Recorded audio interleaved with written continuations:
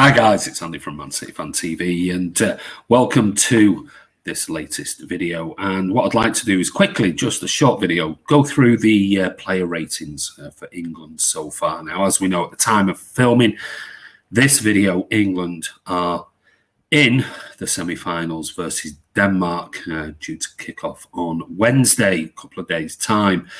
Now, in the other semi-final tomorrow, we have Spain versus Italy. And what I'd like to do is just really go through the squad. Certainly the main protagonists, the ones that have played rather than just like 20 minutes, Jordan Henderson, that type of thing. The main players who have played at least a half and maybe a full game. But we'll start off. I'm going to give you my player ratings. Don't forget, if you're not a subscriber to Man City Fan TV, hit that subscribe button and don't forget to smash that like button below as well. Now, we're going to start off with the goalkeeper.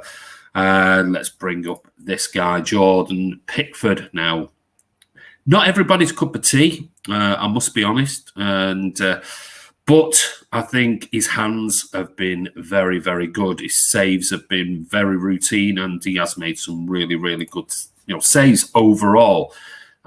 His distribution has been, for me, extremely average, and I'll be honest with you, not great at all. Doesn't fill you with confidence, and of course he's not as good as Hudson with his feet, but is there as a shot stopper, is there as a goalkeeper, and I think he's had a pretty solid tournament so far. However, I think he needs to work on his kicking game, because some of it has been abysmal, but he's a goalkeeper and safe hands so far in the tournament. So I'm going to give Jordan Pickford a 7 out of 10. I think he's done all right, even though his feet aren't great. Let's go on to our right back and let's find him. Let me find an image of him, if I can. And that is our Kyle Walker, who again, I think has been... It's been a little bit hit and miss for me. His passing hasn't been where it normally is, but his recovery pace, what we see at City sometimes, he's not a natural attacking player. I don't think he's as good going forward as maybe a Reese James. But what he has got is that blistering pace, and we can see with Walker in the team, he can convert to a 3 at the back, which is really useful for the likes of Gareth Southgate. So and obviously he plays in a 4. For me, he's the best right back we've got overall. Reese James can bring a little bit more in a 3-5-2 going forward, but I think he's done okay. I wouldn't go overboard. I'd give him a standard 6 out of 10. Not been brilliant, not been poor. I think he's just been average. He's been real steady. He's like a Pickford, though. I think Pickford's had probably a slightly better tournament so far, but I think he'll definitely, Gareth will definitely stick with him for the semis, possibly the final as well if we do go through. So a 6 out of 10 for Walker for me overall. If we go to the opposite side, now we haven't seen a great deal. We've seen 2 players so far. We saw Kieran Trippier. He played over on that side in one of the games and did okay switching. He is flexible. He can play as a left back and a right back. Obviously better as a right back, and we've seen him over there switching around. But overall, his place is not guaranteed in the starting lineup, but he is a dead ball specialist. And I think overall, same as Walker, even though Walker's played more games, I think Trippier's done okay. And a solid 6 for me again. But a player who has sort of cemented his place in the team, and that's Luke Shaw. I think he's had a really, really good tournament so far. A couple of assists as well. He looks comfortable. He's naturally left-footed, so it works on that side. And he's had a decent season for Man United. So for me, he's been one of the standout players in the England team. So for me, I'm giving Luke Shaw an 8 out of 10. I think with his assists, he's been very, very solid. Let's move on to the centre-backs. We'll start with old Slabhead.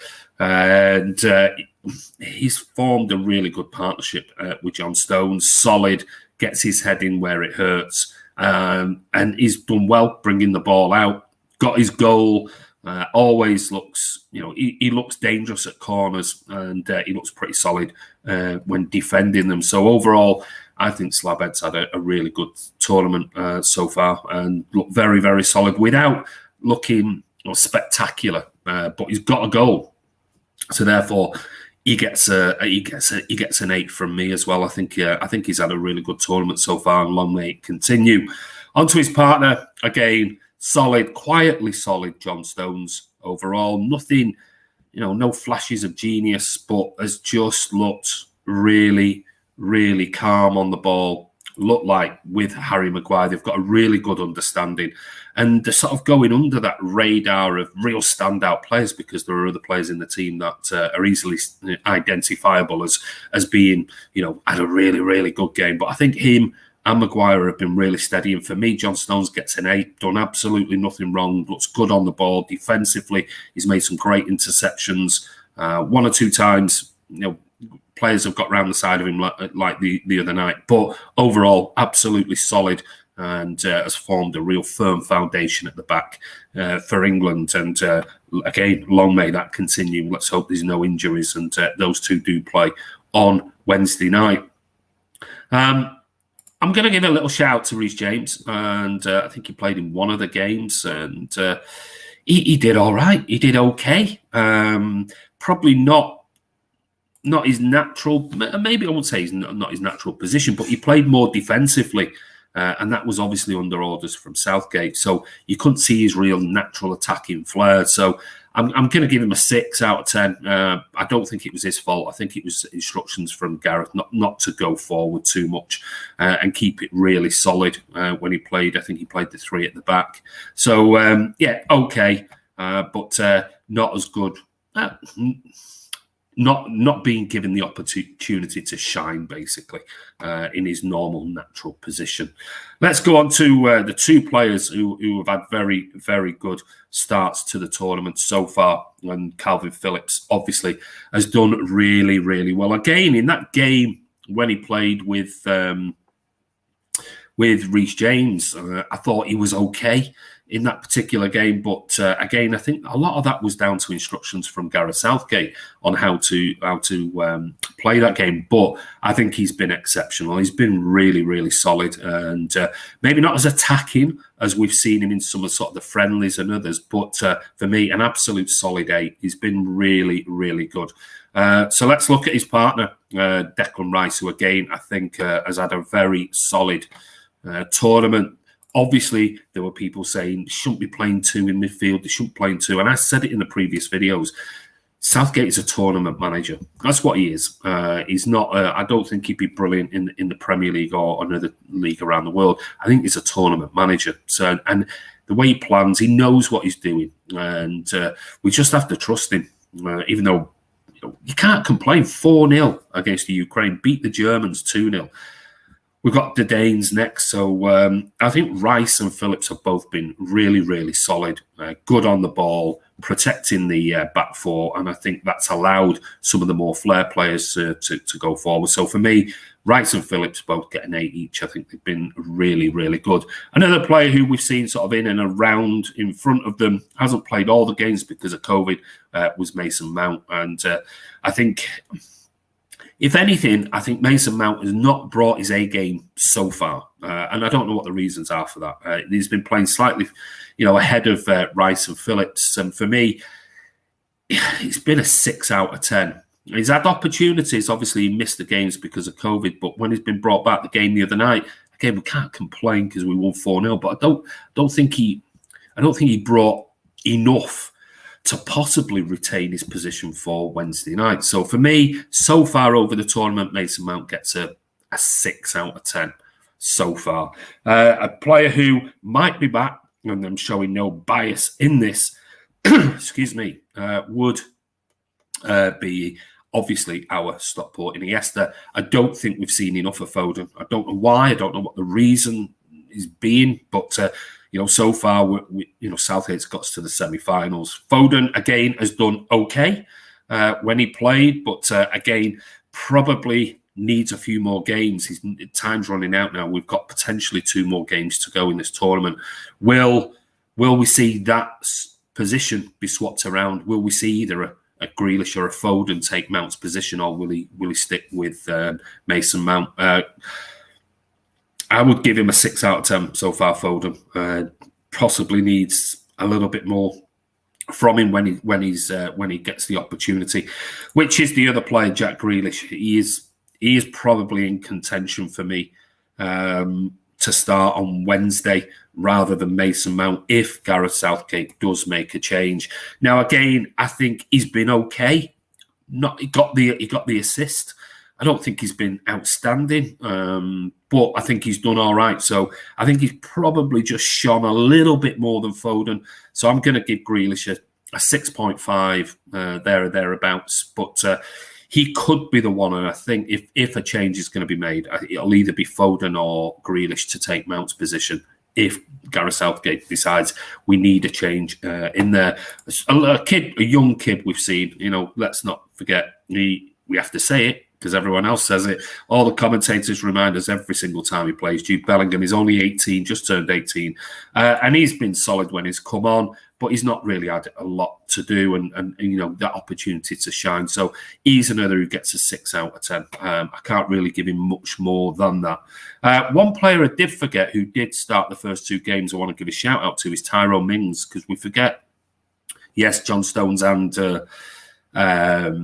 Harry Maguire have got us to this stage, but I thought Mings was pretty solid.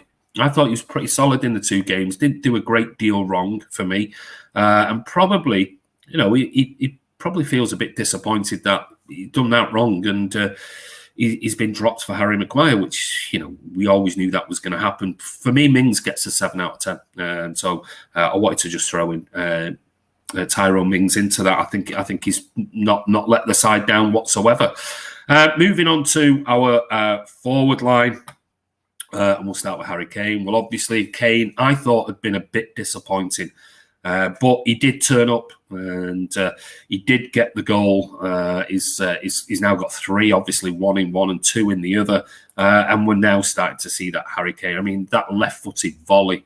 That for his hat-trick, that would have been unbelievable goal, absolutely phenomenal. But so far, he's had a real mixed bag. But the good thing is as we progress in the tournament, he just seems to be getting into his stride now, which is good news for England, and it'd be good news for City if City do buy him. But because we've seen he is a deadly finisher normally when he gets the opportunity. So for me, I've got to give Kane an 8 because of the goals. 3 goals in the last 2 games. So he's got to get an 8 for the goals solely. I think in the earlier rounds, in the group stages, he needed to work a lot harder. But I don't know whether that was fitness or what. But he does seem to be hitting form at the right time. Partnered up. Well, they have had a really, really good partnership so far. And that is with another Manchester City player, if I can find him on here. Yes, and it is Raza, of course. I think Raza's had a really, really good tournament so far. Probably with Shaw our standout player, ultra consistent. And you can tell he causes defences real problems, because you saw the goal the other night and a lovely little ball through for Kane, but he draws so many defenders towards him that he creates space for others. He might not always be successful with his dribbles and things like that, but he works hard. He's never injured, touch wood. But he's got 3 goals so far and an assist. So for me, he's probably been one of the standout performers, and I would give him an 8 out of 10. Or maybe an 8.5, and maybe Luke Shaw an 8.5. There you go. So give those 2 probably the highest ratings out of all the England players so far, with Kane on an 8, let's say. So Sterling's had a good tournament, and long may that continue. We have seen the young kid Saka, and I thought he looked really excited when we saw him the other day. Probably lacking a little bit of experience, but it's good to see that Southgate is not afraid to put him in when necessary. Will he retain his place back in after his injury for Wednesday night's game? I'm not too sure. He might do. But I think he can hold his head high. He had a really good game for me, and I'm going to give him a 7 out of 10, above average. We saw Jaden Sancho come in, play the other night. Thought he did all right. I think the commentators were going overboard with it. I didn't think he was phenomenal. He had 1 or 2 good turns and runs with the ball.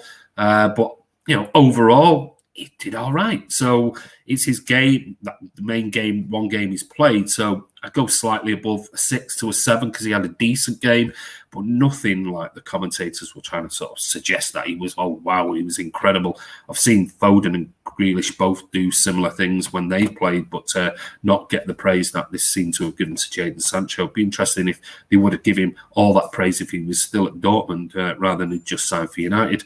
On to a United player, and that's Marcus Rashford. Again, probably struggled to get regular game time so far in the tournament. He's come on, he's looked lively, he's looked quick on there, but he's going to really struggle sort of having 20 minutes here, 15 minutes here, 30 minutes there. He needs a game, he needs to start, he needs a full game or something like that, but it's getting to the end of the tournament. Can I see him starting? Maybe on Wednesday. He might bring Rashford in over a Saka or a Sancho. He might look at his pace and he might look at the Danes and think where the weakness might be in the Danish squad. But I don't know. He's had a 6 out of 10 tournament so far. But yeah, that's not his fault. He's not been picked. He's been brought in sporadically. And let me see. Is there anybody else that I've missed on the list? Let me just see, make sure I've covered everybody on there. Oh, yeah, there was obviously, came on the other night, Calvert-Lewin. He has got a goal. And, yeah, again, very much like Rashford, he's took his opportunity, but sporadic minutes here and there. It's going to be difficult. So I've got to give him a 6.5 maybe because he did get a goal. But overall, he probably wants a little bit more game time. But I can't see it happening unless there's an injury. Or to try and, if we were 2-1 up with sort of 5 minutes to go or something, you might see a sub bring him on a bit more fresh legs up front. But I can't see him starting. I really can't. But so a 6.5 for him. I'm not going to go through any of the, ones who just had 2 minutes. Jordan Henderson, those type of things. I mean, he came on for like 20 minutes. But I do want to give a shout out to Gareth Southgate. Like I said, he's Marmite. Some people like him, some people don't. For me, like I said, he's a tournament manager. He really is. And he's got experience from the under-21s. And now England, that's 3 semi-finals in the last 3 years, 2 at 2 big tournaments. So you can't complain, with that. You really can't. So we should be expecting England to beat Denmark, though it's going to be a tough game. You see Denmark playing, obviously, for Christian Eriksen. They've got that momentum and they're playing really well and got there. But you would still, on paper, we should beat them if we turn up. And I think Southgate's managed the team really, really well. He gets an 8 out of 10 for me so far. But if we don't go through on Wednesday, there'll be a lot of people very disappointed with it, especially considering, we've not conceded a goal. That's 5 games without a goal conceded now. And but he's done it well. He's done it well. You can't argue with it. You really, really can't argue with it. So an 8 out of 10 for Gareth Southgate. But anyway, that's my ratings. What do you think? Do you think that I've misjudged some of the players? Have I missed somebody in particular you think I should have commented and gave a rating to? Who is your standout player or players of the tournament so far? Like I said, for me, Shaw, I think, has been vastly improved, and Raheem Sterling, for me, has been ultra consistent. An absolute 7 or 8 out every game. He's done really, really well. And obviously, Harry Kane's now knocking on the door, getting 3 goals in the last 2 games. So it bodes well for Wednesday. We just have to turn up, and that's the main thing. But anyway, this is Andy from mcfcfantv. Give us your comments below. Who's your player? England player of the tournament so far. But take care, and we'll see you soon.